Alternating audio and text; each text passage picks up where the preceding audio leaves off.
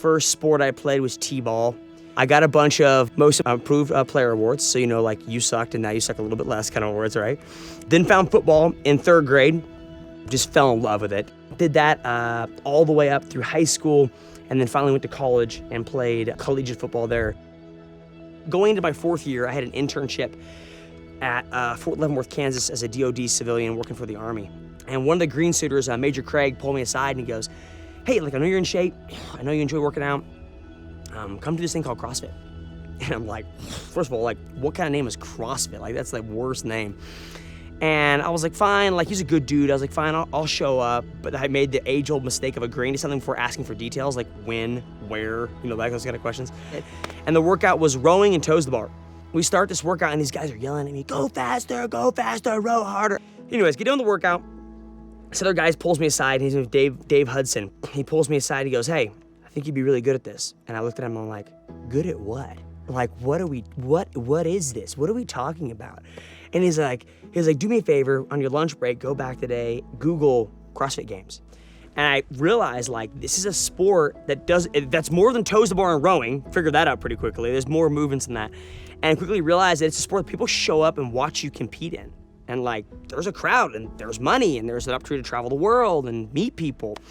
And I remember at that time calling my best friend and I was like, hey, found this thing called CrossFit. I'm totally gonna go to the CrossFit Games. It's gonna happen. Ended up marrying that best friend and going 3 years later. I think my favorite CrossFit moment of all time was the final event at the CrossFit Games 2019 was the standard. We had to do 30 clean and jerks, 30 muscle ups, 30 snatches, 135. Terrible. Just being able to walk out there and think this is the last workout of the day and just the energy. I literally remember I had I remember almost breaking down and crying being out there because this is so cool. I get to do this. People around you sometimes aren't blessed to be able to do what you get to do. You see people with injuries, canes, wheelchairs, and you think to yourself, man, I am thoroughly blessed to be able to get to do what I do muscle ups, do this, do squats, run, jump, leap. I get to do this, not many people can, so enjoy the moment when you have it, because it can be gone. And I might not be here ever again, and this is the moment, this is great. And then I was actually in the middle of having a moment right then, and then they actually blew the whistle or made the sound, and I didn't even hear it, I didn't even pay any attention until I looked over, I see Matt doing 2 clean and jerks, I'm like, oh, we're behind already. It's still my favorite moment looking back at it, because that was the final event I got to do in person in my CrossFit career. I kind of realized during the COVID season, being at home, I had started a few successful businesses, and so had my wife.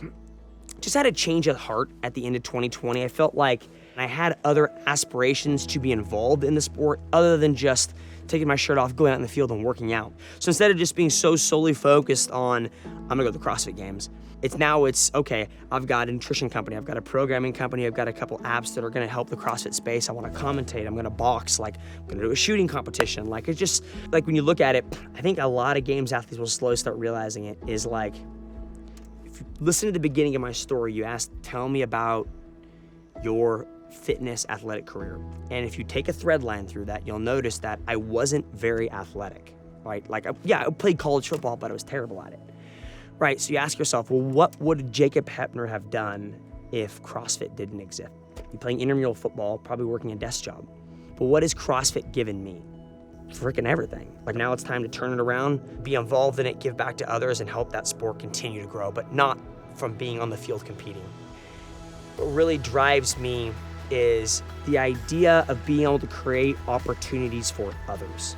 Because now I'm able to create jobs for friends or coworkers and help them become financially free and help them in dreams they want. If you had asked me 5 years ago, what's your, 6, 7 years ago, we talked about what's your dream, I remember telling my friend at the time, now my wife, I want to go to the CrossFit Games.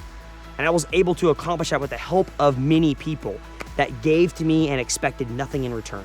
But now it's now that I was able to accomplish at least my short-term goals, now it's okay, there are other people around me that have goals of becoming financially free and doing things and accomplishing goals. Now let me help them. Okay, now that I've met so many people, now it's time to turn it around, have them come to me and say, hey, come to my property, let's love on people, let's fellowship, let's have a good time, let's have a freaking campfire, smoke some wieners and some hot dogs and have a good time and talk about whatever you want to talk about, and then I'll teach you what I've learned over the course of my career. Like if someone asked me to define the sport, it wouldn't be fitness. It wouldn't be, some people would probably say tire flips or stupid unfunctional movements like double unders. But what matters to me the most is the community in our sport and the community of people that are a part of it and around me.